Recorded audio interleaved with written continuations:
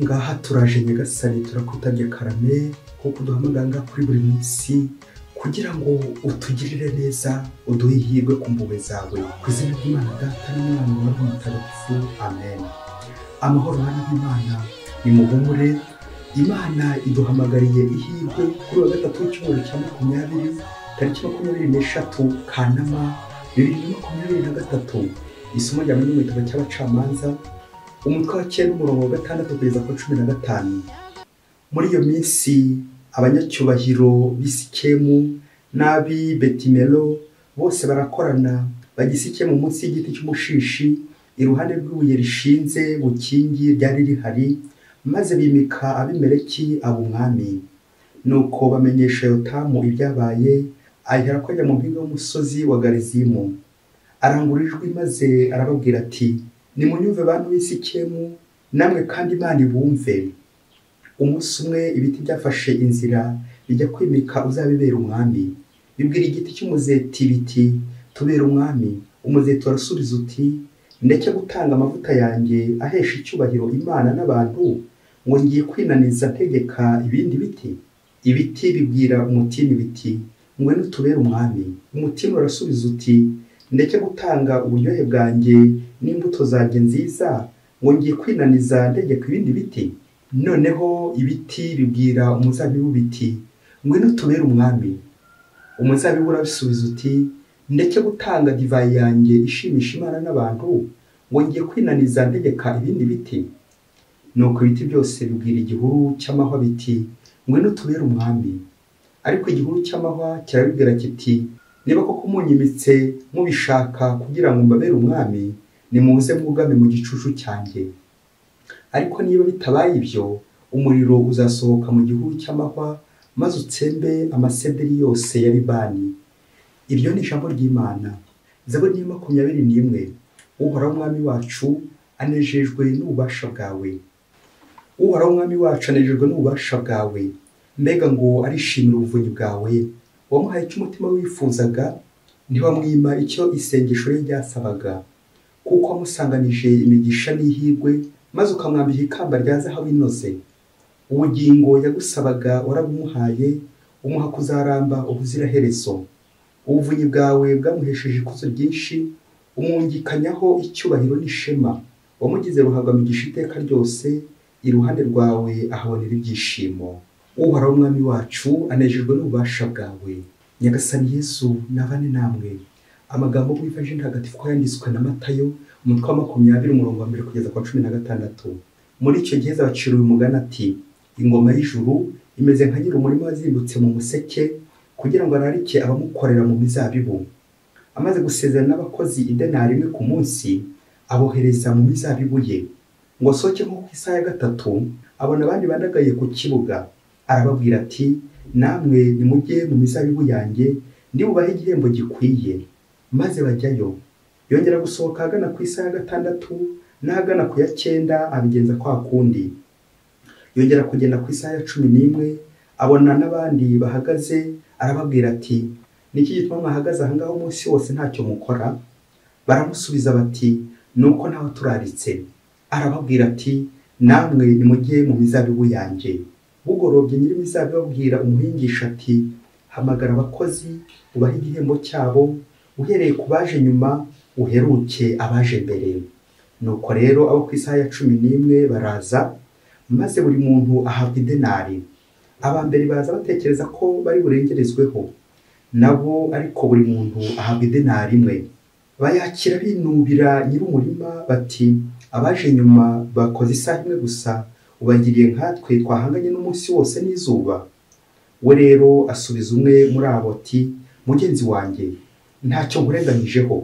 Si idenari imwe twasezeranye? Fata ikiri cyawe maze wigendere.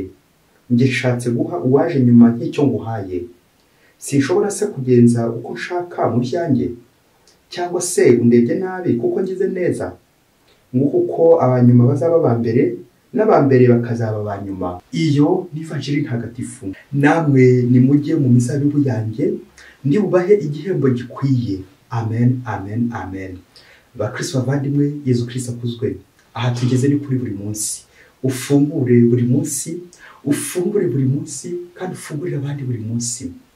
Amasomo kizungu cyacu duteguriye kuri uyu munsi araryoshye cyane, agiye kudufasha koko kurangamira ijuru, kurangamira Imana, agiye kudufasha kureba amahirwe, kurangamira amahirwe nyakuri. Ubwo tujya kuzirikana ku ngingo yitwa ubutabera, aho tugiye kureba ubutabera bw'abantu aho bushingiye ndetse n'ubutabera bw'Imana ahantu bushingiye. Ese ijambo ubutabera bivuga iki? Igisobanuro cy'ubutabera, ubutabera ni ubw'umuntu icyo umugomba nawe akaguha icyo akugomba. Yagukoreye, hari icyo mwumvikanye, urakimuhereza. Ubwo ni bwo butabera. Imana yo igira akarusho mu butabera bwayo, nuko ubutabera bwayo buba bushingiye mu kuduha ihirwe. C'est rendre les hommes heureux. Ni ukugira ngo abantu bahirwe, nicyo cya mbere Imana ishaka.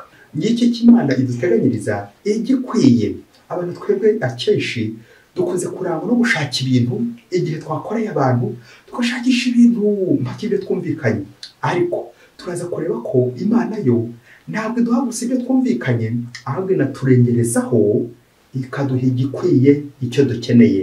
Twebwe abantu twikundira ibintu, niyo mpamvu koko dukunze gusabira byinshi cyane, tukumva nk'aho koko tuza kubona ibintu bya mirenge. Ariko Imana twese idufata ku rwego rumwe. Twebwe Imana twese dufata twese ku rwego nk'uko turi abana bayo. Niyo mpamvu yifuza kuzaduhimba ikintu cy'isumuhe gikomeye cyane, igihembo cy'ijuru. Twaremewe twese kuzajya mu ijuru, niho twese tuzishima iteka. Ngo ubutabera bw'Imana. Imana ntabwo iduha gusa icyo twasezeranye gusa, ahubwo inaturengerezaho yo ku mpuhwe zayo. Imana icyayo ni impuhwe. Muri aya masomo turaza kurangamira ubutabera bw'Imana. Akenshi abantu twebwe tubona nk'aho ari akarengane, nyamara Imana ikaza kudukebura, itwereka ko itigeze turenganya, itwereka ko ari ifite ukuri. Niko ko Imana niyo ihorana ukuri. Iyaba twarekaga Imana akaba ari kuko itugenga, igatugenera igikwiye, kuko niyo koko itugize, niyo itumenyera igikwiye. Mu isomo rya mbere tuvamo ubutabera bw'Imana, aho bamaze gutora umwami. Abayisiraheli bashakaga umwami koko kugira ngo bamere nk'abandi mahanga yose. Iri somo rije ritwereka ko Imana ariyo koko igomba kuba umwami w'Abayisiraheli, umwami wabo koko wuzuye. Imana niyo mwami wenyine. Imana niyo igomba kugenga abantu. Imana niyo igomba kugenga Abayisiraheli. Imana niyo igomba kugenga abantu. Naho ubundi igihe cyose twasabiriye ngo kumera nk'andi mahanga, tuzabivunikiramo, tuzagorwa, tuzamererwa nabi, kuko n'abami bose bayobora, n'abami bose bategeka bari mu cyimbo cy'Imana. Ni Imana iba yabatumye. Imana niyo mugenga wacu, Imana niyo mwami wacu. Iyaba nanjye namenyaga ko mutegetsi muyobozi, iyaba amenyaga ko ibyo ukora uri mu cyimbo cy'Imana, ubu koko nuko ari gukomeza kugenda ubikora. Iyaba amenyaga ko mucamanza, iyaba amenyaga ko ubutabera uri gutanga ari Imana yagushyize muri uwo mwanya, wakomeza ugaca urubanza uko nguko. Imana ni umucamanza w'intabera. Gusa twebwe abantu twifuza ibintu ibi bigaragara gusa, nyamara Imana itagaragara nta nitugenga, nta nitugize. Ngiye Evanjiri uyu munsi nayo ije itwereka ubutabera bw'Imana, ubwo Yesu Kristo aciriye umuryango umugani w'imizabibu. Umuzabibu ushushanya umuryango w'Imana, nk'abantu twese dutumiye mu bwami bw'Imana, aho umuntu ushobora kwishima, aho umuntu koko akora akishima. Umuzabibu kandi urerekeza ku ngoma y'ijuru, aho twese tugomba kuzayikorera, tugahabwa nyine icyo gihembo kimwe, idenari imwe, nk'uko twabivukanye na Nyagasani. Ijuru ni rimwe, kandi ko kurikorera twese tuzanyura aho hantu hamwe ubutungane. Yesu Kristo aracira abafarisayo n'abigishamategeko uyu mugani, bo bamenye Imana mbere, bo baje mbere, bo Nyagasani yararetse imbere hose, ariko bagatangira kwivovota, bagatangira kwijujuta, igihe cyagera bagatangira kunanirwa, bagakomeza kwirara, bakibwira ko bo kubera ko ari ibihangange, ari intungane, kwirara biratangira, bumva nka nta rugendo bagisigaje gukora, bumva barashyitse mu barashyikiriye, bikarangira ko batangiye gusuzugura abandi. Kandi koko Nyagasani ahamagara igihe ashakiye, agahamagara uwo ashatse, kandi koko bose akabahemba kimwe. Uko Imana itureba, tumeze nk'abo bafarisayo n'abigishamategeko, igihe cyose twumva Nyagasani koko yatuyobora uko dushaka, aho kureka Nyagasani twebwe agatuyobora uko ashatse. Ese ni kangahe ngewe nshaka kwikora ibyo nshatse? Ni kangahe nshaka kwifuza ko ibyo nshaka ari byo byakorwa, ariko nkaza kwirengagiza ko Imana ari ingenera, ari ingenga. ngo ubutabera bw'Imana. Akenshi twebwe mu buzima bwacu dukunze kwivovota, nyamara nyagasani nahama gutwereka ko ari utugize, niwe ugomba kutugenga, niwe umugenga wacu. Turumva aba bakozi ibyiciro byose ko ari 5, nyiri imirimo agenda ararika, ariko bose akaza kubahemba idenari imwe. Ivanjiri ikunze kwitwa les ouvriers de la 11e heure, abakozi bo ku isaha ya 11 bose koko bakazahembwa bishimishije nk'ubwo butabera bw'Imana, guhemba abantu igikwiye, guhemba abantu ihirwe. Ubutabera bw'Imana nuko abantu bose banezerwa, bagira ihirwe ry'ijuru. Uyu mugani nanone ugatwereka twebwe abakristo, abandi tudasiba misa, abandi duhora dusenga, abandi tuba muri groupe de prière, amasengesho menshi cyane, ntidusibe gukurikiza amategeko y'Imana. Ariko attention, ku munota wa nyuma wa undi twitaga ingegera, wa undi twitaga umusambanyi, wa undi twitaga umwicanyi, wa undi twitaga umunyabyaha ruharwa, wa undi twitaga wagiye kure y'Imana umupagani, uwo waruzi ko ashaka kuzadutanga ingoma y'ijuru, ashaka kuzadutanga kwishima kubera ko nyine yakira igihembo cye akacyakira neza. Twebwe cyacu tugataha twivovota kubera iki? Twarambiwe, biraza kurangira ko turi kurambika. Iyo umuntu yarambiwe burya ni umuntu mubi cyane. Aha, iby'Imana biryo warambije, warambiwe yatashye. Bakristo bavandimwe, iyi vanjiri ije kugira ngo twereke, irebe buri wese aho atangiye kwivovotera Imana. Urebe ibyo wagiye usaba Imana, ati nyagasani ntujye ubimpa, ugatangira ukivovota, nyagasani ngiye warabinyimye, kuki ko kuri aho muhaye biriya ngiye ukaba warabinyimye, kandi ngiye simpamo kuza kugusenga, simpamo gukurikiza amategeko yawe, nijye witwara neza, none ngiye waranyimye, ucyuriye umugendereza kuriya. Aha, nyagasani afite uburenganzira bwo kugenza neza mu bye, nyagasani afite uburenganzira bwo kuduhundagaza nk'inema ze. Inema za nyagasani ni igisangirane, impuhwe ze ni igisangirane. Rero twebwe abantu dukunze gusa kwibanda ku by'isi bigaragara n'amaso, ariko impuhwe z'Imana, inema z'Imana ntizigaragara kuko ari igisagirane. Imana ni nziza igihe cyose kandi igenzereza abantu bose neza, kuko ari umunyabyaha Imana iramukunda, ari uwo wita intungane Imana iramukunda, kuko niyo cyazanye Yesu Kristo hano ku isi gukiza bari abanyabyaha. Urimo nanjye ndimo. Ese mukristo muvandimwe, aho nawe ntibicira abantu urubanza ngo wowe uri intungane bityo ugatangira ugasuzugura abandi, kandi ko twese ntabwo turashyika, ntituragera aho umwanzi atatera ibuye. Turacyari ku rugendo, turacyari kurwana, turacyari guhangana n'umwanzi sekibi utubuza Imana, turacyari guhangana n'umwanzi sekibi utuma twivovota. Mukristo muvandimwe, ugeze he wishimira ingoma y'ijuru? Ugeze he wakira abandi b'abanyabyaha? Ugeze he ugororokera Imana? Aha, niba koko waratangiye uze gucunga, niba utari mu bivovota bakaza gutaha babaye kandi koko bakoze, bigatwerekeza uburyo dukora imirimo yacu myinshi cyane, activisme. Ariko se kuki utaha ubabaye? Kuki utaha warushye? Kuko utigeze uhura na nyagasani. Icyo ni igisubizo gikwiye, kuko utaje uri kumwe na nyagasani. Wakoreye ibintu aho kurangamira uza kuguha ibintu, akajya bindi ngo aho kwicara umutogoto w'inkono wakwicarira ijambo rya nyirayo. Ijambo rya Yesu Kristo niryo ridutandi yose, naho ibintu byo wanabibona pe ku buryo bukomeye cyane. Akajya bindi umuhanga yavuze ati abantu benshi tujye twitonda, akenshi dukunze gushaka kureba amaboko y'Imana, ishaka kuvuga amaboko ashaka kuduha gusa, dushaka gusa ngo Imana iduhereze. Ariko niba cyabareba uruhanga rw'Imana, uruhanga rw'Imana bivuze ubutungane, niba cyabashaka guharanira ubutungane. Ni kangahe nagiye nivovota, ni kangahe nagiye ncira abandi manza, ni kangahe ntagiye nyurwa nuko Imana ingize. Imana yarangize, none kuko ingira umukristo, none njyewe ntabwo nyizeye. Uzi ko byaba ko Imana ishobora kukwizera ariko ntuyizere. Umunsi umwe hirya kure cyane muri Afurika, ngo umukozi mu ruganda ngo yaramaze imyaka irenga 25 akorera shebuja muri urwo uruganda kuko rwungukaga bikomeye cyane.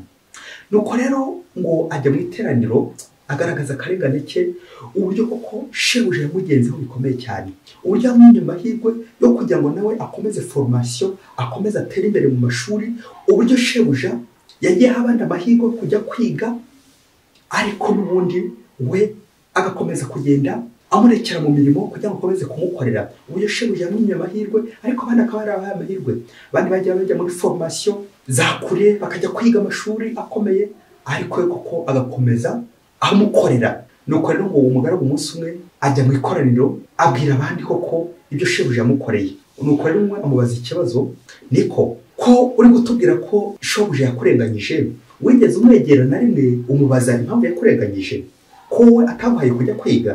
Nuko rero wa mugaragu akomeza kugenda atanga ingingo zose zishoboka zigaragaza uburyo koko yahuye n'ako karengane, uburyo abandi bagiye kwiga we ntajye kwiga. Bishoboke ko ariho rizi n'ubwenge muri urwo ruganda. Nuko rero ageze mu rugo, cya kibazo bamubajije gikomeza kumurya mu nda.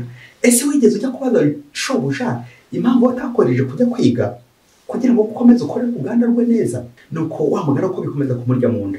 Umunsi umwe rero aza kwikora, ajya kubaza shebuja impamvu yamurenganyije. Aragenda amubaza ati, koko databuja, kuki wandenganyije rigeze aha ngaha? Abandi babahaye kujya kwiga, njye koko ukomeje kundekera aha ngaha ngo nkomeze ngukorere. Kuki koko abandi bagiye kwiga baraminuje? Kuki wabahaye amahirwe, njye ndumva amahirwe mwe nayo ngayo? Nuko ngo shebuja aramwitegereza, aramureba, yongera aramureba, arongera aramwitegereza. Nuko ngo shebuja aramubwira ati, koko nawe mwana wanjye utinyutse kumbwira utyo? Tukoko filime ukuntu nakwizeye, nkagushinga ikigega cyanjye cyose, nkagushinga ubwana bwanjye bwose mujye ubukoresha, kubera ko ariwe nari nizeye. Uzi ko ariwe nizeye muri abakozi bose, nkagushinga uruganda rwanjye kuko nabonaga ariko ruhenze.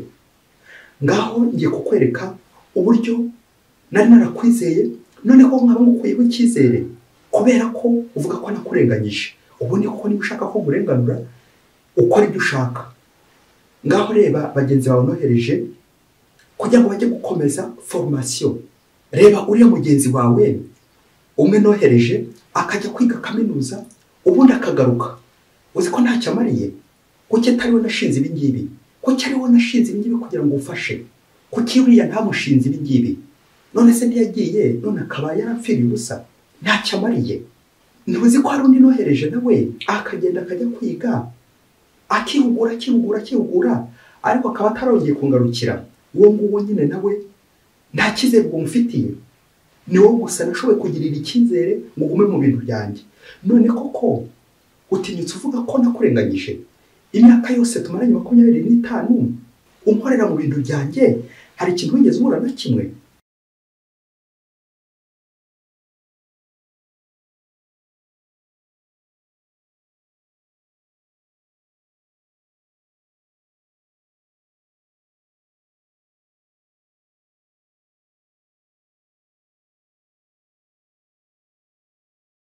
Urebe uko bandumbiye, urebe uko bangenjereje nyuma yuko baje, urebe ibyo bankoreye nyuma, urebe ibyo bankoreye.